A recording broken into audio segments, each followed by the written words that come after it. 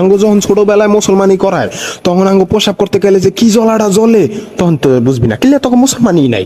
আর আমরা যখন মনে করে যে ক্রিকেট খেলতে যাই, ক্রিকেট খেলার টাইমে পেস বল আইয়া যে আন্ডার আর মাথাটার মধ্যে যখন লাগে বলটা, তখন যে নাক ধরে আধা ঘন্টা মনে কর বয়ে থাকি, তখন যে কি ব্যথা যন্ত্রণা তখন তুই এটা বুঝতি না। বন্ধু বান্ধব গুলোকে আড্ডা দিতাছি, এক বন্ধু হঠাৎ করে থাপড় দিল এক ওই আন্ডারটার মধ্যে, এইটা যে একের কি ব্যথা যন্ত্রণা তুই এটা বুঝতি না।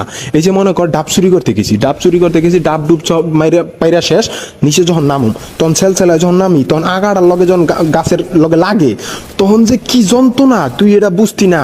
এই যে মনে কর হুন্ডা চালাইতে চালাইতে হঠাৎ করে মনে কর ব্রেক করলাম, আন্ডাটার মধ্যে হলে হলে বাবরা ধীরে ধীরে বাবরা হে হে হে হে হে হে হে মনের ভিতরে গান লাগা জায়গা, কিন্তু মনে কর নাক ধরে আধা ঘন্টা বয়ে থাকতে হয়। এটার যে ব্যথা যন্ত্রণা এটাও তারা বুঝতি না।